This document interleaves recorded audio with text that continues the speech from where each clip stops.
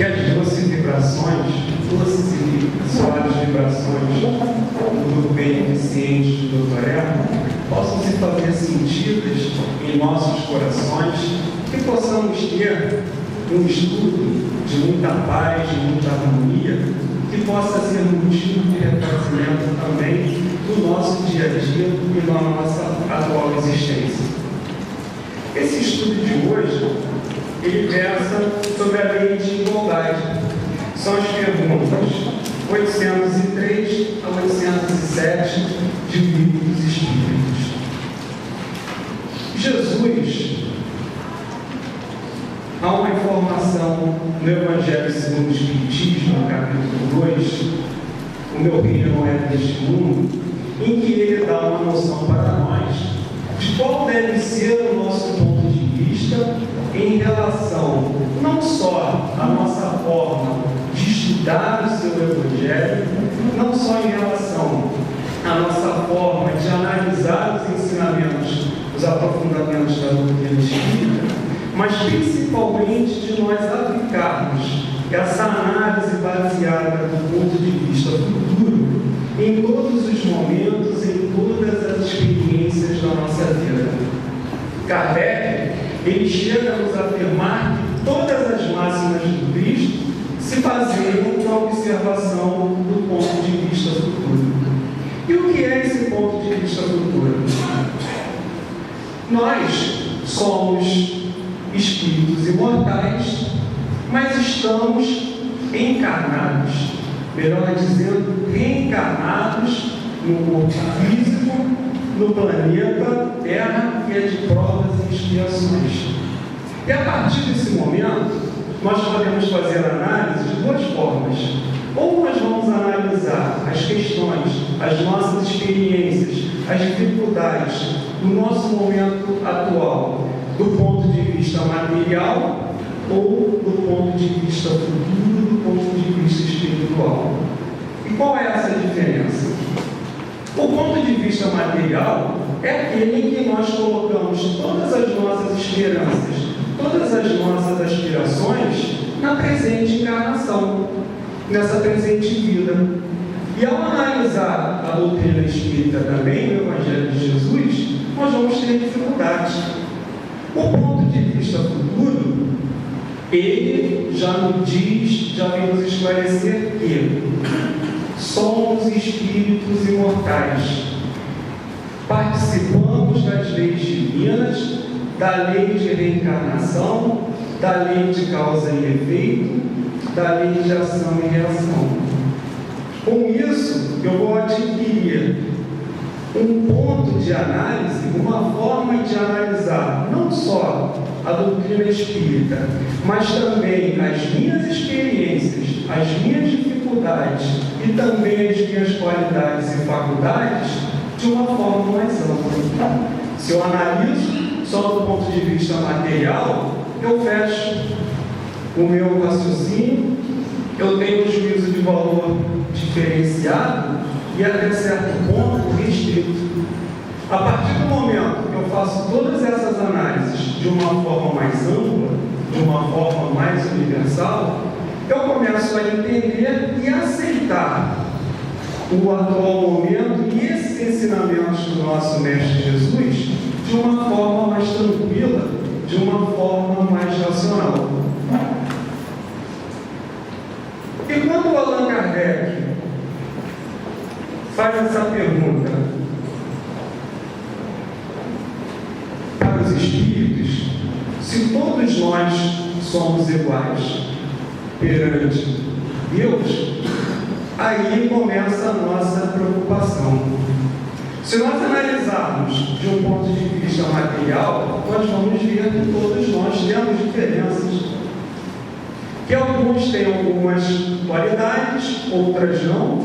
Alguns têm os problemas físicos, os defeitos físicos, uma doença, e outros não. E a gente começa a se perguntar, mas que igualdade é essa que a doutrina espírita me ensina e o Evangelho de Jesus também me ensina, se nós vivemos num mundo cheio de diferenças? E a partir desse momento, que nós temos que ampliar o nosso entendimento, a nossa forma de analisar essa questão e colocar como base nesse nosso entendimento um ponto de vista futuro. A igualdade divina, ela funciona da seguinte forma: somos todos filhos do mesmo Pai. Todos nós somos oriundos, temos a mesma origem do mesmo Criador. E que Criador é esse? Nosso Criador é Deus, que é o nosso Pai maior. E a partir desse instante, nós temos que relembrar o capítulo 2 da Gênesis, que traz para nós a justiça divina, em que ele vem revelar os atributos de Deus. Deus, ele é suprema inteligência, ele é infinita bondade e justiça. E se Deus é inteligente, se o meu Criador ele é inteligente, bom e justo, como os ensinamentos da doutrina me informam, como que ele pode criar espíritos? Como a sua criação pode haver diferença? Como pode haver desigualdade entre nós? Somos criados todos da mesma forma, simples e ignorantes, mas nem todos nós fomos criados ao mesmo tempo. Alguns já trazem uma bagagem, e aí que entra a questão do ponto de vista futuro, em que nós vamos nos recordar que somos espíritos imortais, milenares, que já trazemos uma bagagem de outras vidas e de outras existências. E que dentro dessa igualdade, todos nós concorremos para o mesmo objetivo. Lá na pergunta 132 do Livro dos Espíritos, na 132 e na 167, o Kardec ele faz a seguinte pergunta para os espíritos. Em uma ele usa o termo encarnação e na outra ele já fala sobre reencarnação. E ele diz o seguinte: qual o objetivo da encarnação na 132 e qual o objetivo da reencarnação na 167? Nós vemos na pergunta 803 que os espíritos respondem que sim, todos são iguais e todos tendem para o mesmo objetivo. E que objetivo é esse que nós temos ao reencarnarmos aqui? O nosso objetivo é do progresso moral, é do progresso intelectual, é passo a passo ir nos desvencilharmos de todas as nossas dificuldades, é cada vez mais aprendermos todos esses ensinamentos de Deus que vão fazer com que a gente contribua para a harmonia do universo. Então, o reencarno, e aí já começa a gente já começa a identificar essa igualdade tratada na lei divina, que é todos nós fomos criados da mesma maneira, simples e ignorantes, e colaboramos para o mesmo objetivo, concorremos para o objetivo, que é o de sermos felizes, nos tornarmos espíritos elevados. Elevados em que sentido? De nós buscarmos essa felicidade almejada, de praticarmos a lei de amor em relação ao nosso próximo, de trabalharmos a caridade, a fraternidade. Então esse é o objetivo que nós concorremos. Então ele me traça o mesmo objetivo, me criou da mesma maneira, mas nós que estamos aqui encarnados no nosso planeta, nós estamos em estágios diferentes. Alguns já estão num nível um pouco inferior e outros mais superior. Nós vemos que temos do selvagem ao sábio e ao gênio no nosso planeta. E se todos nós somos iguais, como é que pode existir o sábio e o gênio ao mesmo tempo? E o selvagem? Allan Kardec revela isso na Gênesis, no capítulo da lei orgânica, em que, se nós não tivermos esse entendimento de que não fomos criados ao mesmo tempo, a gente não consegue identificar e reconhecer essa lei de igualdade de Jesus, de Deus, e entender essas diferenças que existem entre todos nós. Então, nós somos criados simples e ignorantes, mas em momentos difíceis. A lei de reencarnação vem agindo sobre nós, da imortalidade da alma, e nós estamos na nossa estrada, na nossa caminhada. E cada um aproveitando essa estrada e essa caminhada de uma maneira diferente. Então, para essa compreensão inicial da nossa igualdade, nós temos que ter isso bem firmes em nós. Porque muitas vezes nós somos espíritas, nós estamos no estudo, estamos estudando, estamos desenvolvendo, mas às vezes nós esquecemos que somos filhos do mesmo Pai, que todos vamos ter as mesmas possibilidades e as mesmas oportunidades de crescimento e de atingir esse objetivo, que é da lei de amor, que é de nos tornarmos espíritos melhores. Mas a oportunidade ela vai ser dada de acordo com o que cada um pode, com o que cada um tem a sua capacidade. Vamos ter essas oportunidades, mas cada um vai recebendo dentro daquilo que consegue exercer, dentro da sua capacidade física, dentro da sua capacidade intelectual e dentro da sua capacidade moral. Tudo baseado na bagagem espiritual que nós trazemos, que são esses tesouros morais que nós vamos recolhendo a cada encarnação, a cada momento que nós aqui estamos no nosso planeta.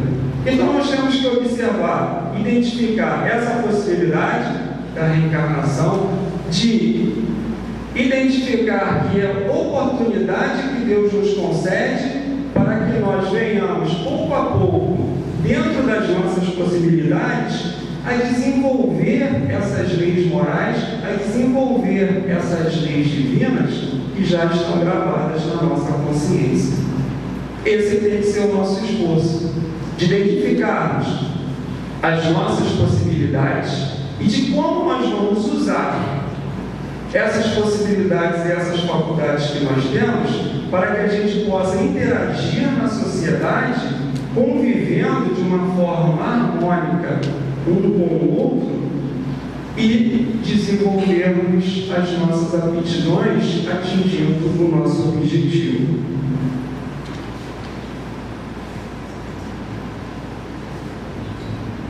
Nessa questão desses níveis que nós estamos inseridos, é interessante como a gente analisa essas novas gerações nos dias de hoje e como a gente vê que as crianças parecem que já nascem treinadas para utilizar todas essas evoluções tecnológicas que nós já temos.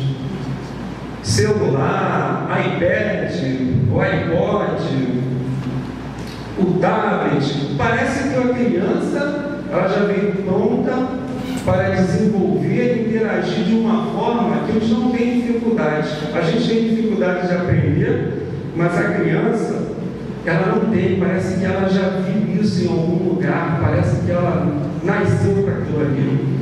E Allan Kardec, ele também vem colocar isso para nós, lá na Gênesis, no capítulo 11, do item 32 ao item 33 e seguinte. Ele vem falar ele fala também da reencarnação, vem colocar essa questão também que nós não fomos criados no mesmo ponto. Ele vem desenvolvendo esse conceito, que nós fomos criados em momentos diferentes e que existem emigrações e imigrações de espíritos em alguns ciclos na face da Terra, que vem trazer todo esse desenvolvimento moral e intelectual que nós precisamos. Então, de tempos em tempos, espíritos vêm reencarnando com uma bagagem moral e intelectual, e olha que isso Kardec já traz lá desde da Gênesis. Os espíritos vêm reencarnando com a sua bagagem moral e intelectual e colaborando com o nosso desenvolvimento. Vamos nos recordar dos os exilados de Capela, também trazidos à raça adâmica, trazidos também na Gênese e trazidos também informados também pelo Emmanuel, no livro A Caminho da Luz. Aliás, é um livro muito interessante que todo espírita deveria ler, A Caminho da Luz do Emmanuel. É o A Caminho da Luz e Trazer o Coração do Mundo à Pátria do Evangelho de Humberto de Campos. São livros que a gente deve esforçar por ler, que trazem muitas informações relevantes. E nessa questão dos exilados de Capela, da raça adâmica, nós temos as informações de que eram espíritos muito elevados do ponto de vista intelectual, mas com dificuldades do ponto de vista moral, e que tiveram, digamos assim, uma nova oportunidade, pois a sua condição moral era incompatível com o planeta em que reencarnavam, que era a Capela, mas a incompatibilidade moral deles fez com que eles tivessem uma nova oportunidade de encarnar num planeta, no mundo, na Terra, que tivesse mais adequado ao nível moral deles, mas que eles pudessem colaborar e contribuir com o desenvolvimento intelectual. E foi assim que esses espíritos, convidados por Jesus, conforme nos informa o Emmanuel, e o Kardec também em A Gênese, que eles vieram reencarnar aqui com muitos conhecimentos no campo da ciência e no campo das artes para ajudar no nosso desenvolvimento intelectual. E quando a gente faz essa comparação, nós podemos fazer essa comparação de que se existem espíritos que migraram de um planeta para outro para ajudar aquele planeta a desenvolver, isso também aconteceu no nosso planeta Terra, em que espíritos migraram de um continente para outro para ajudar no desenvolvimento também daquela região. Nós tivemos a raça adâmica fazendo ajudando nessa evolução, nesse progresso, e nós tivemos também os europeus que migraram, se assim podemos dizer, da Europa, Portugal, Espanha, Holanda, e vieram para cá para desenvolver as Américas, meio que de uma forma inconsciente. A intenção deles inicialmente não era essa. Mas vejamos a ação dos espíritos movimentando os benfeitores, movimentando aquele grupo a buscar um novo continente, a buscar um novo território e ajudar no desenvolvimento. Quando eles chegaram aqui, só tinha também os indígenas, só tinha os selvagens, e eles começaram a povoar, foram trazendo aqueles companheiros, na maioria dos casos, presidiários, companheiros também que, digamos assim, não eram muito bem-vindos lá na Espanha, lá em Portugal, a ajudar a nossa colonização. E foi assim que nós chegamos a ter as Américas colonizadas. Então, um exemplo, a gente pode pegar por analogia de como foi feito de um planeta para o outro e como essa mesma, digamos assim, experiência, esse mesmo exemplo, foi utilizado para ajudar a povoar e a desenvolver o progresso moral e intelectual de um outro continente. Vamos imaginar se todos tivessem o mesmo nível moral e intelectual. Como se daria esse desenvolvimento? Lá no capítulo 3 do Evangelho segundo o Espiritismo, no item 7, Causas das Misérias Terrestres, Kardec afirma que a Terra é um planeta hospital. E nós, quando vamos desenvolvendo o estudo da doutrina espírita, nós vamos chegando à conclusão que não só um planeta hospital, mas ele é também um planeta escola, pois nós estamos aqui aprendendo, estamos aqui para aprender alguma coisa. Então vamos imaginar que uma escola não tivesse professores e que um hospital não tivesse médicos para curar os enfermos. Como é que se daria essa condição?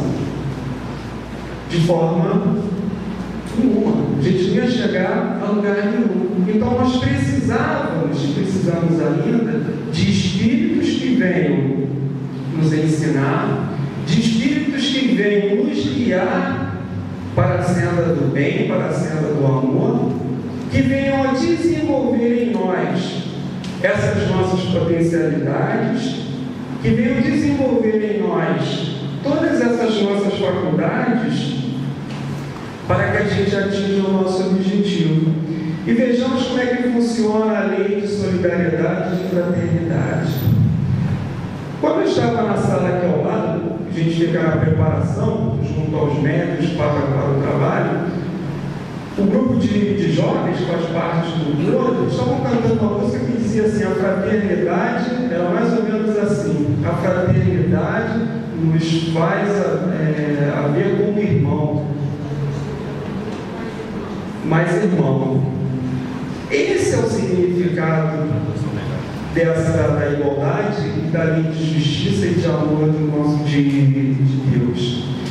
É nós desenvolvermos a fraternidade e a solidariedade. Esses espíritos mais adiantados, eles se comprometem a ajudar o nosso desenvolvimento, a nos fazer que a gente consiga atingir esse objetivo, vem nos ajudar a amenizar as nossas dores, as nossas angústias, os nossos sofrimentos, mas principalmente vem desenvolver esse laço fraterno para que a gente desenvolva o amor, para que a gente consiga, digamos assim, colocar em prática as nossas aptidões.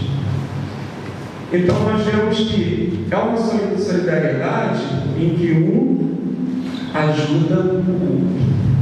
O inferior, aquele que está numa condição de aprender, inferior, quando a gente diz, é que está numa condição ainda de estudante, de aluno, de aprendizado, ele acaba servindo de instrumento para aquele espírito mais adiantado, mais avançado, para que ele desenvolva a caridade, a fraternidade e o amor. E o espírito que vem na posição de mestre, de missionário, ele nos ajuda a resolvermos as nossas questões e a diminuir pouco a pouco as nossas paixões e as nossas viciações. E é nesse ponto que nós temos que lembrar também da passagem de Jesus, que não coloqueis a candeia debaixo do alqueire. Se existe espírito com condição de ensinar, se existe alguém em condição de dar uma ajuda ao seu próximo, que ele não retenha essa possibilidade que ele tem, que ele coloque isso para fora e possa disseminar a cada vez mais esse ensinamento. É o dever e a responsabilidade que nós temos. E cada um de nós temos que identificar, fazer a identificação das nossas aptidões. E essas aptidões, elas serão utilizadas em todos os segmentos em que nós estamos inseridos.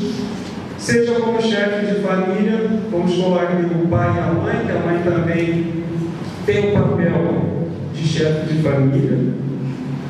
Seja na nossa sociedade, nos nossos locais de trabalho, seja na vizinhança, no meio social que nós estamos inseridos, todos nós temos condição de passar algo para alguém, de ajudar alguém com ensinamento, seja dentro da casa espírita também, que a gente tem esse dever e essa responsabilidade de nós colocarmos em prática aquilo que a gente já sabe.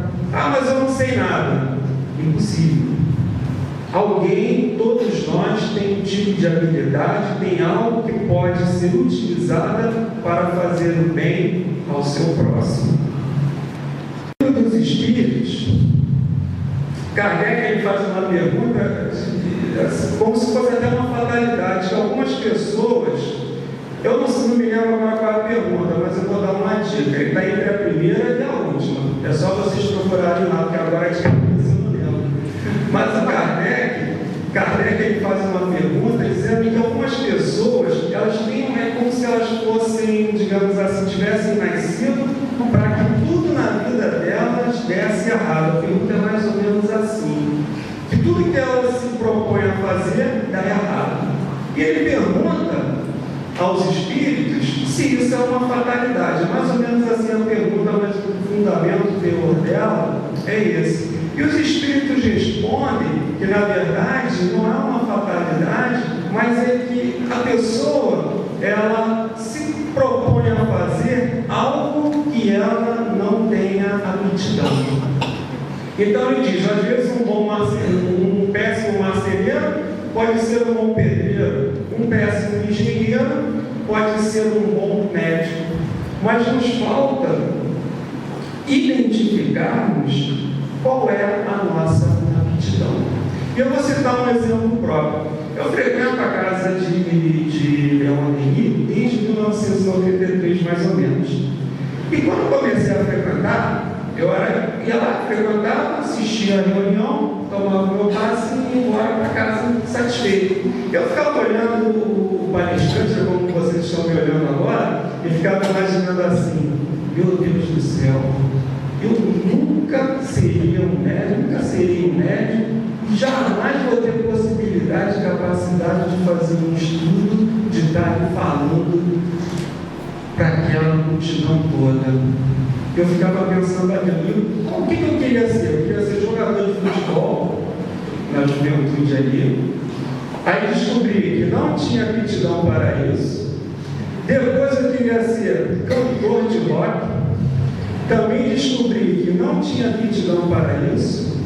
Por último, eu vou ser político, vou me envolver nos movimentos políticos. Cheguei até a ser fiscal de partido e descobri que não era nada daquilo. Mas eu tive a sensibilidade de ir observando os caminhos que eu estava seguindo. Fui vendo que não era bem aqui, nem isso aqui não. Fui mudando. O problema é quando a gente vai insistindo. Se eu insistisse, eu ia ser um jogador frustrado, ou um cantor de rock decadente, ou um político sabe-se lá o quê, né? Vamos ver. Ou um político sabe-se lá o quê. E eis que hoje estou aqui. Aquilo que eu menos imaginava que tinha condições de fazer, é o que eu hoje sinto mais prazer em fazer. É estudar a doutrina espírita, é estar em contato com o público, trocar essas experiências, porque quando a gente vem para cá, a gente aprende muito mais do que verdadeiramente ensina, mas há uma troca, não só de ensinamentos, mas há uma troca de vibrações, há uma troca de sentimentos, a gente conhece as pessoas, reencontra muitos companheiros de outras vidas, e isso nos faz bem, nos traz uma alegria, uma satisfação. Então, cada um de nós temos que identificar as nossas aptidões, as nossas possibilidades. E Deus, Ele dá essas aptidões diferentes. Por quê? Porque se Ele desse a mesma aptidão para todo mundo ia querer fazer a mesma coisa.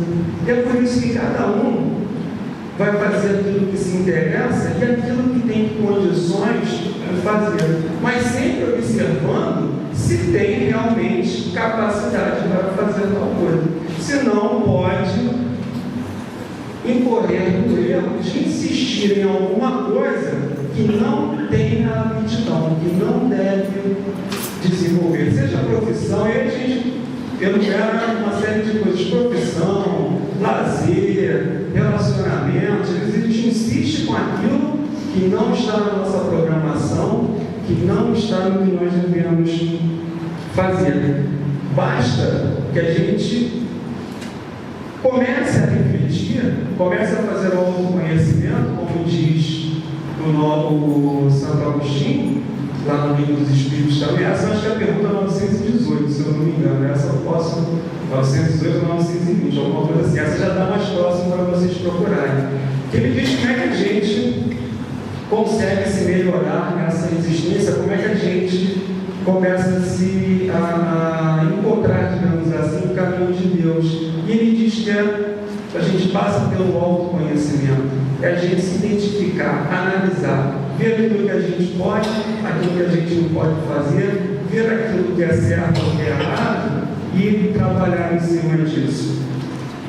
Na pergunta 913 do Livro dos Espíritos, Kardec pergunta, de todos os vícios, qual é o pior da humanidade? E os Espíritos respondem que é o egoísmo.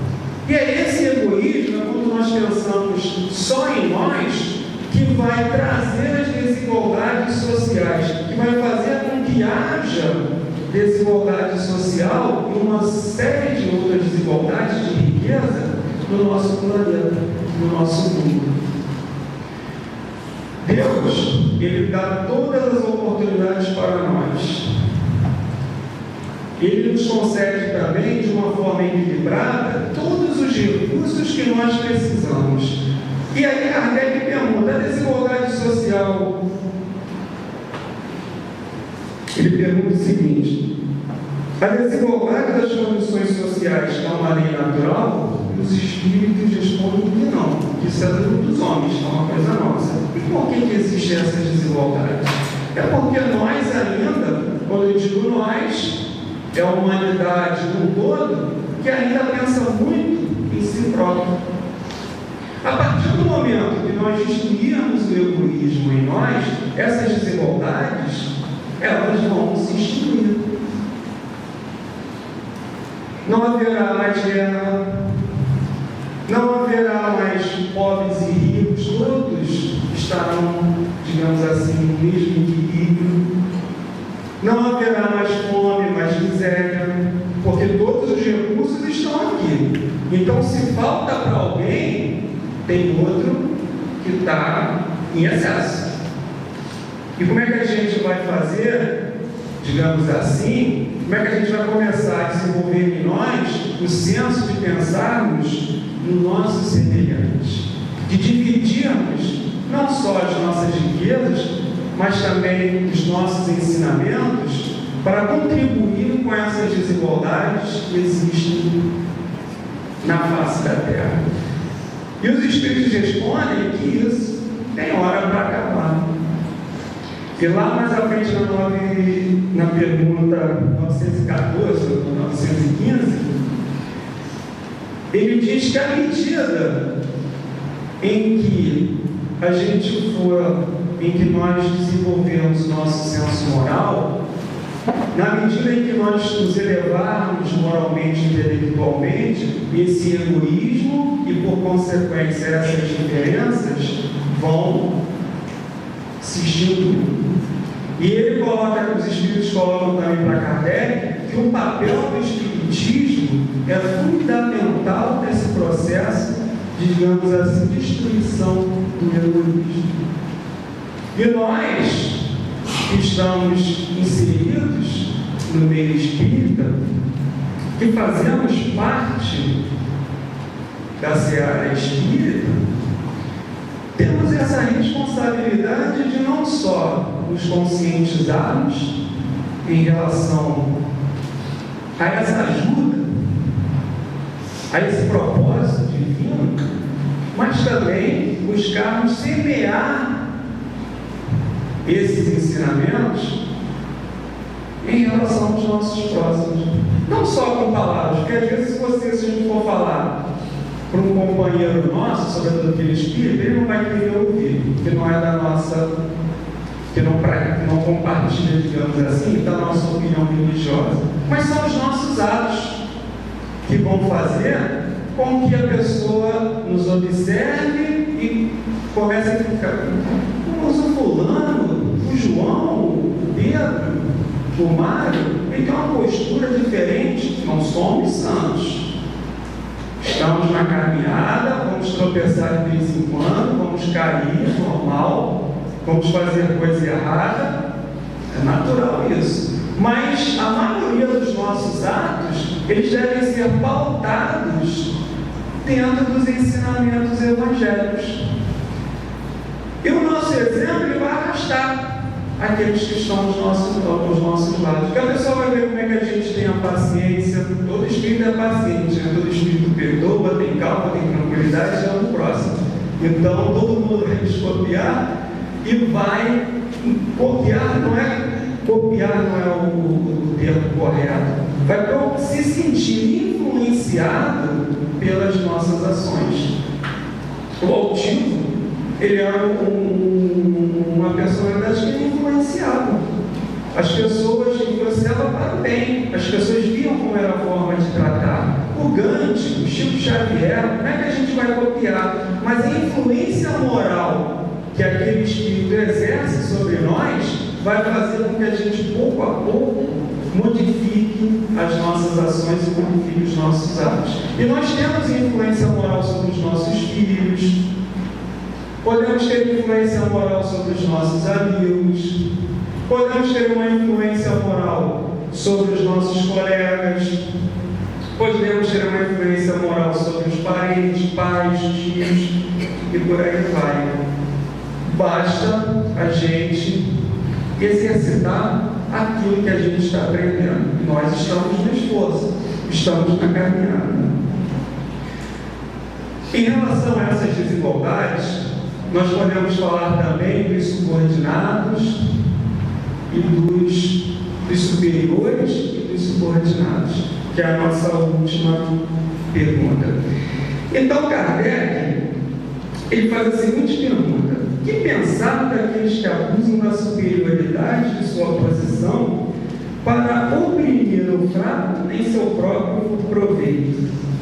Os espíritos respondem: aqueles merecem um anátema. Pobres coitados serão a seu turno oprimidos e renascerão numa existência em que suportarão tudo o que tiverem feito os outros suportarem. Nós vamos fazer uma revisão também ao capítulo 17, Sede Perfeitos. Agora eu esqueci qual é o item, que fala dos superiores e dos subordinados. E ele diz, acho que é uma mensagem de Fennel, se não me engano, que ao subordinado cabe a obediência, cabe também observar o que é certo, o que é errado, analisar as ordens que está recebendo e se o que ele está fazendo se está dentro dos ensinamentos do Mestre Jesus e se está dentro de uma conduta moral, dentro dos padrões de bons costumes praticados dentro da nossa sociedade. Ele coloca em para os superiores, para aquele detentor da autoridade, e aí nós citamos o chefe de família, o superior hierárquico, o chefe do trabalho, que eles têm que dar uma boa direção ao seu subordinado. A responsabilidade é de ambas as partes.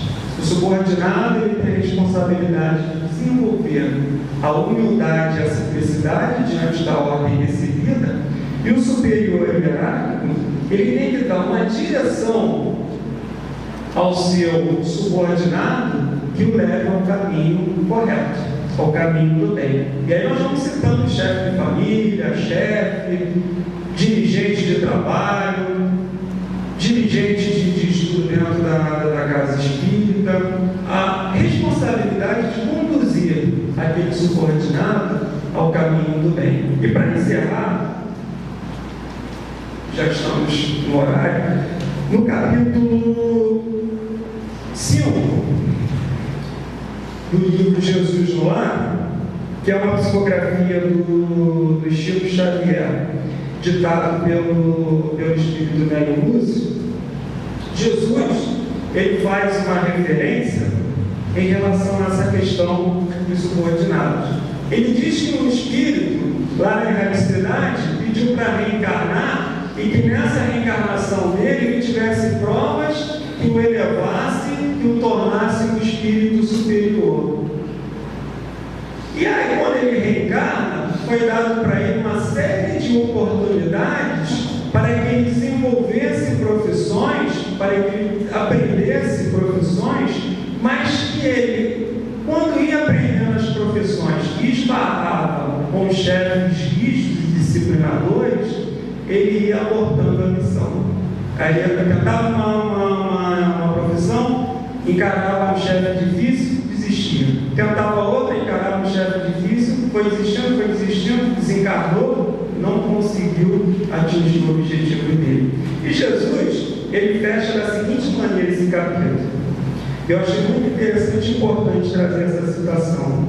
Quem estiver sob o domínio de pessoas enérgicas e endurecidas na disciplina, excelentes resultados conseguirá recolher se souber e puder aproveitar-lhes a aspereza, inspirando-se na maneira bruta ao contato da plena benfeitora. Abençoada seja a mão que educa e